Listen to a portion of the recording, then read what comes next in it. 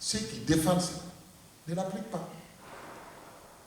Vous vous informez auprès du gouvernement français, de la douane, quand tu veux amener du riz ici, c'est 60% de taxes. 60% de taxes. Du riz. À cause de la petite partie là qui fait du riz. Au Japon, c'est 440%. Et la production de riz est confiée au ministère de la Défense nationale. Parce qu'ils ont dit, nous sommes des îles. Si on perd notre agriculture, en cas de guerre, on est foutu. Et dans les négociations, ils ont dit, ça ne peut pas marcher. Mais le Japon n'est pas plus puissant que mon pays. Parce que tout simplement, il a le courage de dire non. Et il a fait une clause avec les États-Unis. Il achète le riz Uncle Ben's, une certaine quantité par an, pour donner en aide alimentaire. Mais c'est des questions de souveraineté. Qu'est-ce qu'on va perdre? Est-ce que vous pensez que c'est intelligent de supprimer tes droits avec quelqu'un qui est plus fort que toi, qui te dit ce que tu perds, je vais te compenser pour quelque temps? Est-ce que c'est intelligent? Si c'est à force égale, oui. Mais l'Europe et la région Afrique de l'Ouest, nous disons on va laisser tomber tout ce qu'on gagne par la douane, et l'Europe dit je vais quand même vous faire une compensation. Est-ce que ça, vous pensez que c'est logique? Première question. Deuxième question, le document qui a servi de base à la négociation, ça a été principalement préparé par les experts européens. Et troisièmement, ils mettent un fonds pour la négociation. Mais c'est quel type de négociation? Nous, on a dit à nos autorités, non. Nous devrions préparer notre document, vous devez sortir l'argent pour financer les réunions, etc. Et à force de nous mobiliser, évidemment, avec la complicité de vous tous, beaucoup d'ONG du Nord, et même des parlementaires français, anglais, etc., nos chefs d'État, un jour, parce qu'on a manifesté à Ouagadougou 10 000 personnes avec les étudiants et tout, ils ont dit, mais qu'est-ce qui se passe? Quand on leur a expliqué, ils ont dit, leur problème est sérieux.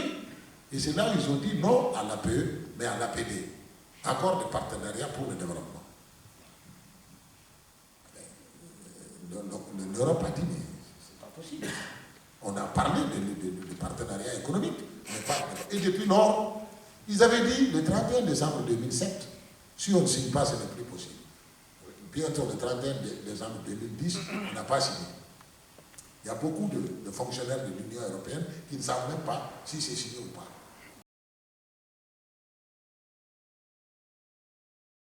Alors, ce qui s'est passé avec les crises alimentaires, la Banque mondiale a donc, et la FAO, évidemment, tout le monde, même nous, on a dit qu'il faut investir dans l'agriculture.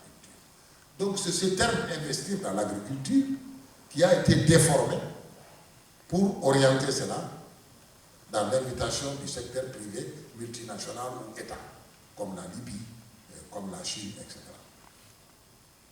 Ce que nous avons dit, dans toutes les parties du monde où l'agriculture a eu des succès, les investissements ont été des fonds publics pour amener l'électricité au village, pour faire les routes, etc. C'est ça les investissements structurants. Alors, et c'est à partir de là, plus les financements de la recherche, etc., que l'agriculture a commencé à se développer dans tous les pays du monde. Et chez nous, on veut que nous nous développions uniquement avec le secteur privé. Alors, il y a trois types de questions que ça pose. D'abord, quand tu prends la terre aujourd'hui, la superficie, évidemment, il y a des terres. Mais je vous ai dit que notre population est de 260 millions maintenant. Mais en 2020, 2030, nous serons 430 millions. Et vous savez qu'une superficie n'augmente pas. Eh donc les 5 millions, les 6 millions de kilomètres carrés ne vont pas augmenter d'1 mètre carré. Et quand vous prenez 10% de dégradation des terres par an, les villes, les routes et les 200 millions qui vont s'ajouter à la population, donc pratiquement il n'y a pas de terre. C'est ce que nous disons. Il n'y a pas d'abord de terre. Parce que voir qu'il y a quelques champs qui ne sont pas cultivés, c'est différent que vous avez beaucoup de terre. Si vous prenez la démographie, vous prenez tous les problèmes. Deuxièmement, évidemment, un privé, quand il vient, il cherche là où il y a les meilleures terres et là où il y a l'eau. Et nous disons, il n'est pas normal, il n'est pas acceptable que les bonnes terres où il y a de l'eau ne soient pas d'abord données aux paysans. Mais pour le faire, il faut que le budget national sorte de l'argent. Le cas du Mali qui est le plus visible, c'est 100 000 hectares. Mais qu'est-ce que le Mali a fait? La Libye a dit, moi je vais investir dans l'agriculture. Le Mali l'a invité en disant, je mets les terres, tu mets l'argent. Mais les terres, on les a données pour 90 ans. Et c'est là où il y a les bonnes terres avec beaucoup d'eau. Et il y a des centaines de milliers de jeunes Maliens qui cherchent à rentrer dans l'agriculture. Et on a dit au gouvernement, mais si tu avais demandé un crédit international pour aménager 100 000 hectares dans cette partie et que tu as mis à la disposition des jeunes, tu aurais gagné 3 fois. Tu aurais créé des emplois. Des jeunes qui vont donc se marier, qui vont créer des foyers, etc., etc. Et ils vont produire de la nourriture pour le Mali et un peu pour exporter. Voilà donc la problématique. Non seulement dans 20 ans, nous serons en pénurie de terre. Deuxièmement, les bonnes terres vont être encore plus rares. Et troisièmement, les jeunes sont en rade. Parce que ces investisseurs, ils ne vont pas recruter beaucoup. Ils vont mettre 300 tracteurs ou 1000 tracteurs, etc. La grande, s'ils font de l'élevage, ils vont mettre des usines pour traîner les vaches. Donc il n'y aura pas d'emploi. Et comme tous les gouvernements de chez nous disent que quand tu investis, tu fais 10 ans sans payer d'impôts, même l'État ne gagnera rien. Alors voilà la folie. Ça n'a pas de sens. C'est ces gens qui prennent les terres. Une fois que j'ai mis mon argent dans une terre, tu ne peux pas me dire que tu produis ça. Je produis pour là où je gagne le plus d'argent. Et ce n'est pas avec les cultures vivrières qu'ils vont gagner de l'argent. Donc c'est clair qu'ils ne vont pas produire ce que nous mangeons. Et nous, on a besoin de souveraineté alimentaire.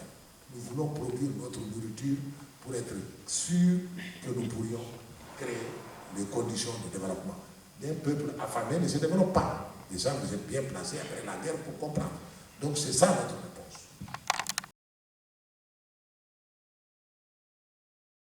Les dons, les budgets de coopération du Nord ne peuvent pas le faire. Parce que tout simplement, celui qui tient ton ventre, il tient ta dignité. Et donc, il faut que notre combat pour nous, les négociations ne peuvent pas prendre. Il ne faut pas que la sécurité alimentaire ou la souveraineté alimentaire soit dans les accords de négociation. Non, on doit le sortir. Comme vous l'avez fait. Donc, l'Europe a fait ça. Pour se libérer de la faim, ils ont mis les conditions. Il ne peut pas avoir d'agriculture sans soutien, nous sommes d'accord. Donc, chez vous, nous sommes d'accord que ça se fasse, mais pas contre nous. Et chez nous, il faut que ça se fasse, pas contre nous. C'est ça la base de la solidarité. On ne veut pas une solidarité où l'Occident vient pomper le maximum d'argent à travers les multinationales sur nos ressources minières et ils prennent 1% de cela dans le G20 pour dire qu'il faut augmenter l'argent pour la... Non, ce n'est pas vrai. Ce n'est pas durable et ce n'est pas juste. Et donc nous vous demandons d'avoir ce même langage que nous auprès de nos dirigeants d'abord en Afrique. C'est important parce qu'il n'y a pas de solution derrière ça. Parce que ce n'est pas à vous de financer la sécurité alimentaire. Votre solidarité doit être à d'autres niveaux. Parce que dans chaque pays, il y a assez de ressources pour régler ces questions. Donc, c'est un problème politique de leadership et nous devons en parler. C'est ça qui est la différence des paysans d'aujourd'hui et des paysans d'hier. Nous ne sommes pas là pour applaudir ou bien pour dire c'est bien. Non. Il faut la justice économique dans nos pays. Il faut que l'argent de tout le monde puisse servir à tout le monde. C'est ça qui a fait que vous êtes arrivé à ce niveau-là. Même si, évidemment, on ne peut pas avoir l'égalité totale. Donc, notre combat, et ce que je vous invite à faire, tout en faisant ce que vous faites, soyez un peu plus clair avec les gens que vous rencontrez. Dites à vos camarades, à vos partenaires là-bas, que ce que vous faites n'aura de sens que quand ils seront capables de faire pression sur leurs autorités pour qu'il y ait la justice. Sinon, vous allez pédaler dans l'eau. Certains d'entre vous travaillent en Afrique depuis 30 ans, 40 ans. Et je suis sûr, honnêtement, vous savez que ça ne progresse pas. Parce que la responsabilité du développement, c'est public. C'est l'État qui fait le développement. Donc la fonctionnalité de l'État est 100 fois plus importante que tous les réseaux que nous sommes en train de bâtir. Donc ensemble, faisons pression sur nos États, ici et là-bas. Mais, en tant que paysans, en tant qu'acteurs de la société civile, nous devrions également nous rappeler que l'injustice ne peut pas être éternelle. Votre modèle de vie ne peut pas être un exemple mondial. Et les autres ne peuvent pas ne pas le prendre tant que vous continuerez de le faire.